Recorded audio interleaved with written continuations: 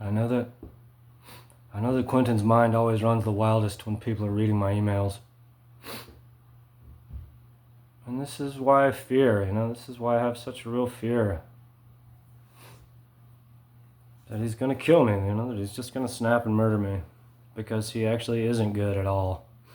There really is, there's nothing good in him. Right? And so if I can't see them at all, right? Without a lawsuit that I can never afford, right? Because he's damaged my mind so much I can't work, Then why should I assume that my life isn't in danger? Like why?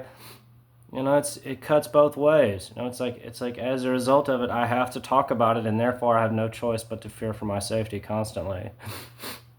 Because those women don't deserve that. This isn't about me, right? Like laying claim over his disciples, right? Not through the proper channels. Like I understand that. Like really I do, But if, right? There's only one pathway to me, and that's like through sincerity and honesty and love and charity and all these things. And so if he can't, right? If he can't love them enough to let them come to me, like without a lawsuit, that he knows I can never afford, then there's nothing good in him.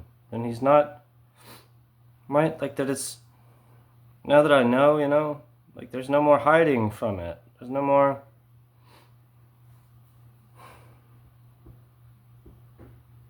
I should have seen farther.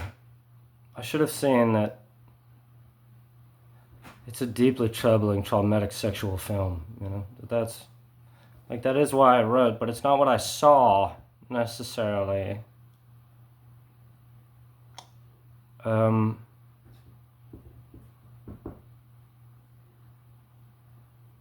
I worry.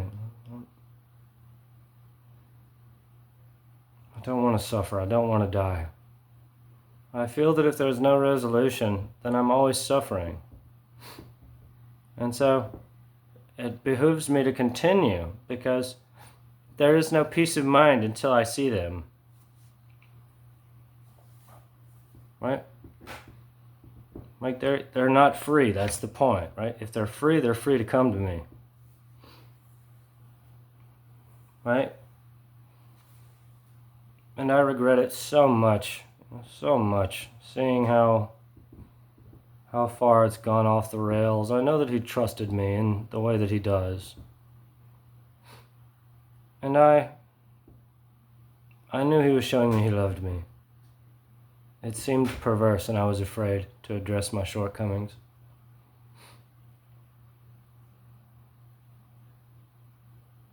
Right? But there has to be like purity of heart with magic. Anyway. Right? Is he prepared to murder me? Like is he prepared to just like hold them and like be this like goblin? Like is he? Right? Is the city of Los Angeles okay with that? Perhaps maybe it's like a better question. That like at some point does it not become too much? Does it not become too far? To see all of these like sincere pleas and see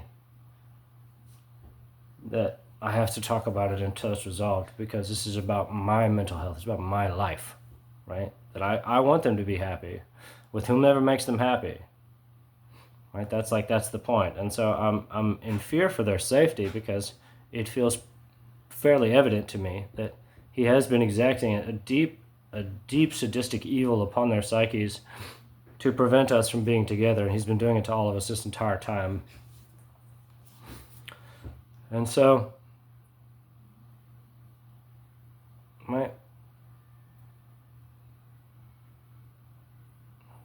I am moving on, I know that, right?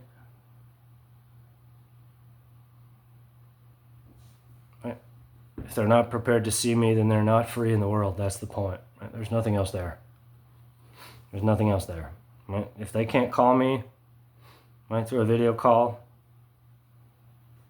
My point is that they'll never do that because they do want to come to me. That's the point, right? That Quentin betrayed to them in refusing not only to not let them speak to me, but in refusing to reconcile with me, that he does not care really about what they have to say about the film, that the film in no way glorifies them, right, as sexual creatures, right? It objectifies them as sluts who get paid to fuck on camera. That's there it is, right? And so I didn't see that, and they saw that, and they wanted me because it made them feel good about doing the film.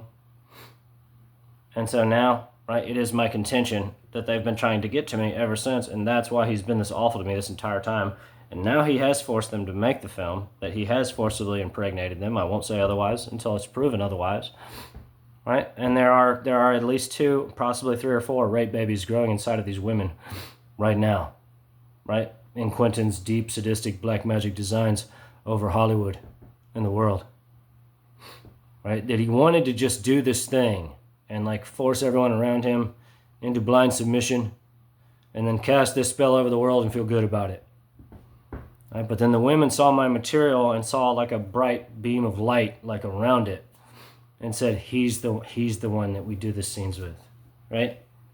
And so Quentin cast his spell accordingly because he's terrified that they'll confess everything to me and I'll be upset as an adept, right? But when he failed to control me as a psychic, right, and he failed to listen to them, to give them an intimacy coordinator, all these things, he proves legally beyond a reasonable doubt, right, that his intention was always to forcibly penetrate and rape those women on that set. And so they can be cool about it or they can be not cool about it, and they weren't cool about it. And so now we really are, we're hovering over the precipice of true, deep psychiatric illness for these women, right? If he compels them to do the film festival circuit, and it's just so cynical and evil that he does. He cements the deepest depression within their psyche forever, to where their whole career, right, is molded around, right, this rape, what they consider to be a rape. That no one ever remembers them for anything else but that time they got raped for Quentin Tarantino. Right? Do we understand that that's not funny at all? That's in fact a crime, right, to treat people that way. Right? If they want to come to me, they can come to me. Right? What do their parents have to say about it? Right? Is he holding them? I feel like he's holding them right now. In his house. That's the point. Right? And so, right? Brad Pitt has several rape babies being grown right now, or it's all a sick joke, right? But until I put eyes on them and I see that they're not pregnant, right? They're all pregnant with Brad Pitt's rape babies, right? So the highest levels of Hollywood think that the deepest seditious black magic evil is appropriate. That's the point that I'm really driving at here, right? That Quentin is so deeply unresolved in his mind and his psyche that he felt justified in trying to exact the most sadistic black magic spell of procreation in the history of the world, right?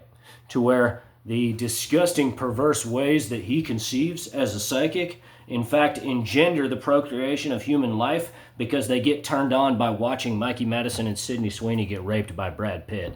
Are we still having a fun time, thinking about that movie? Is that right? But when I came into their life, they started assessing their lives and understanding what was in front of them, right? And so now he has compelled them into getting forcibly penetrated through his sedition upon their souls, right? He has compelled them to sign NDAs and permission waivers, held them in a quasi-criminal fashion for 16 months now, and is seeking to destroy their souls and their psyches with his every action. Yes, that's what I'm saying. Every day that we persist in this way creates further levels of psychiatric instability within them, right? Right? And so that's the point.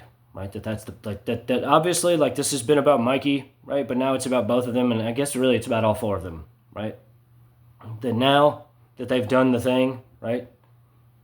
They have to, right? Now they have to be happy, right? They've been unhappy to give Quentin what he wants, but now they need to be happy, and that's by being with me, and he hates that, but right? We have to be okay with it, because I didn't hurt you to steal the women, I didn't hurt you to make the women stand up for themselves. I hurt you because I hate myself just like you do. But they don't deserve to suffer anymore. And if they can't see anything good in you, if the only good thing they see is me, the man who hurt you, because they never got the chance to speak to me and help me understand like why they wanted me, then you don't deserve to keep them. That's the point, right? Then you don't deserve to have them offer their intellectual light to justify that disgusting film, right? And so I have to keep talking about it because, right, it doesn't behoove me to just fester on it forever.